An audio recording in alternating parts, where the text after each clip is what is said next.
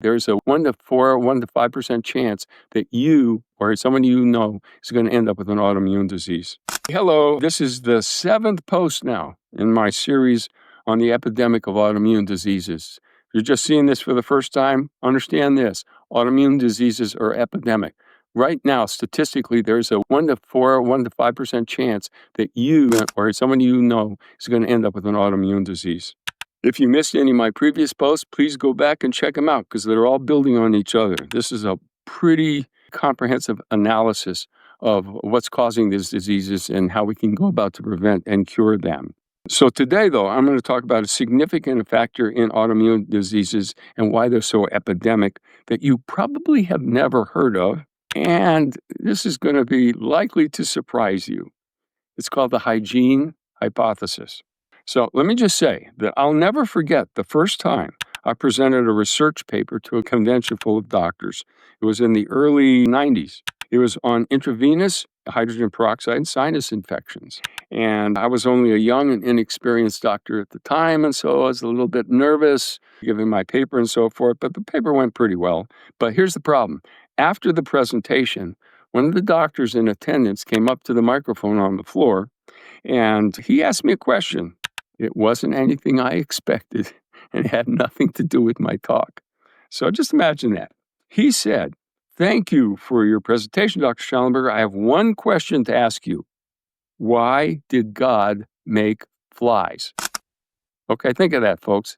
Ask yourself, why did God, in his wisdom, decide to make flies? Needless to say, I didn't really have a good idea why God made flies, and most people did. So I admitted complete ignorance, but I'll never forget this doctor. His first name was Fred. I know his last name too, but I'm going to leave that out for purposes of just talking about this.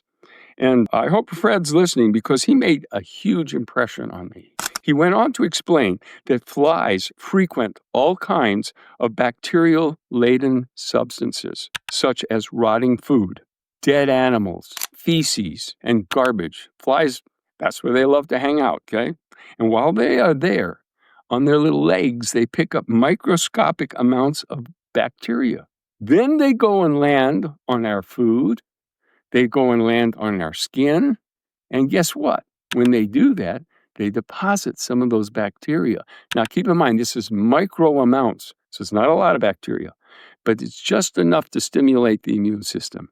So when your fly lands on your food, don't get so upset. When it lands on your skin, don't get so upset.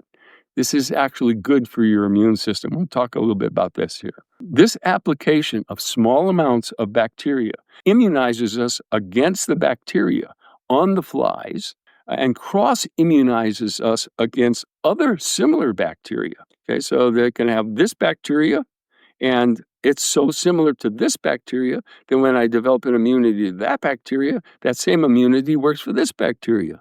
It's called cross-immunization. The result of these flies is a more effective immune system. It turns out that Fred was way ahead of his time because about 10, 11 years later, the medical establishment, our researchers and scientists came up with what is now known as the Hygiene Hypothesis. So hang on. In the next post, I'm going to describe the Hygiene Hypothesis. The Hygiene Hypothesis is the term that scientists and researchers initially formulated in the early 2000s. It basically describes what Fred just taught me about that marvelous conference in the early 90s.